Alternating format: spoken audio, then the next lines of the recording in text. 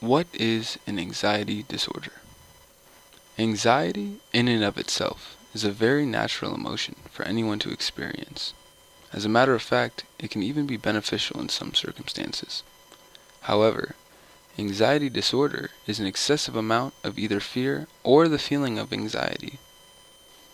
Anxiety is described as the anticipation of an event or future concern.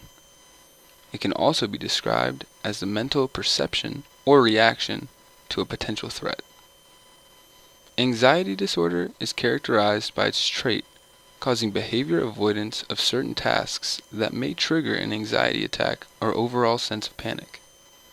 In general, anxiety disorders are typically diagnosed if the amount of anxiety is able to overwhelm a patient to the extent of prevention of regular daily abilities. Anxiety disorder is the most frequently diagnosed mental disorder and affects almost 30% of all adults throughout some point in their lives. On top of this, it is also important to know that women are at higher risk to experience anxiety disorders.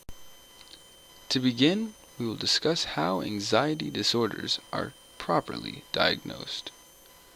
According to the DSM-5, the diagnosis of general anxiety is divided up into a total of 6 separate criteria. The first of the 6 criteria being if a person excessively worries for more days than not in a 6-month span. Second criteria is if the individual has trouble controlling the sense of panic or overall worry. Third, if someone has 3 or more of the following symptoms for more days than not in a 6-month span. Of those 6 symptoms, the first being restlessness, second being easily fatigued, third, difficulty concentrating or going blank in mid-thought, 4, overall higher sense of irritability, 5, muscular tension throughout the body, and 6, sleep disturbance, whether that be difficulty falling asleep or staying asleep. Next in the list of criteria is if the anxiety, worry, or physical symptoms cause significant distress or impairment in social, occupational, or other areas of function. The fifth in the list of criteria would be if the anxiety cannot be attributed to the effects of another substance such as medication or drug. And finally, if the anxiety is not attributed to a greater medical disorder like anxiety attacks and panic disorder, then the patient may be at risk of anxiety disorder. Next, we are going to be discussing how anxiety can be treated. Anxiety disorders can be treated in a variety of ways. The most prominent solution to many people is through medication. There are 3 differing types of medication typically prescribed to patients. The first of those being the most effective, called benzodiazepines. Benzodiazepines are more effective than antidepressants because they take effect quicker.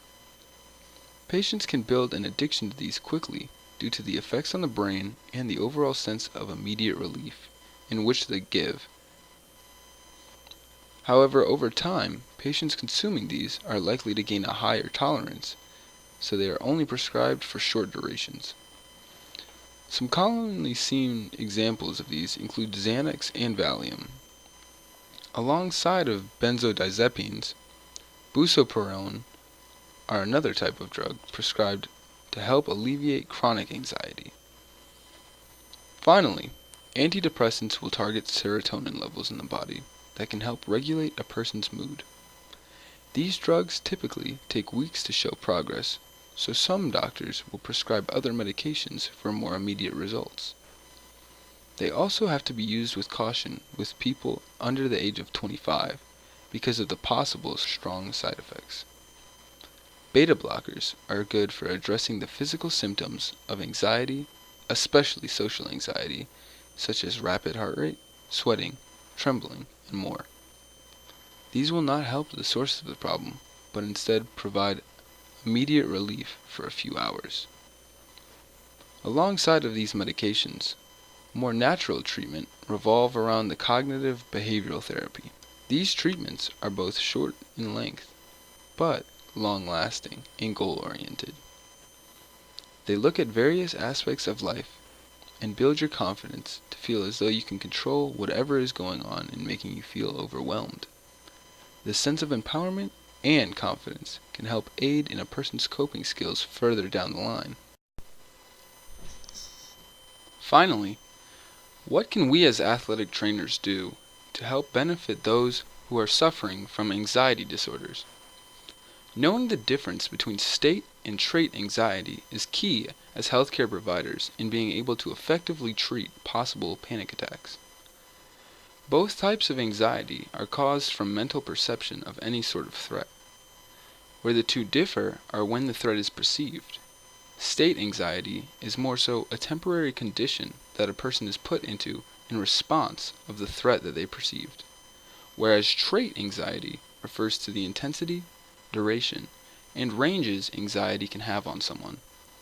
By educating yourself as a clinician and being able to educate the athlete, you gain the potential to have controlled reactions when high peaks of anxiety can occur. By educating ourselves as clinicians, we can identify signs of early onset anxiety and help decrease symptoms before getting to the state of panic, and help mentally prepare our athletes to work through heightened states of anxiety so they don't feel as if they are completely helpless. Also, by attempting to help with management of anxiety, you help prevent other mental health disorders. By being the primary care provider for most of our patients, we need to be able to successfully recognize red flags and cardinal signs of mental health issues in order to keep our patients happy, healthy, and fully functional. By being a supportive role in their lives, outside of being a care provider, we can open up lines of communication, which is always the first step to working towards a more positive outcome.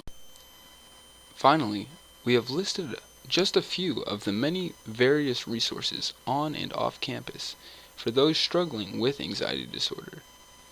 Whether it be self-care or counseling, finding help is one of the easiest ways to help alleviate overall anxiety.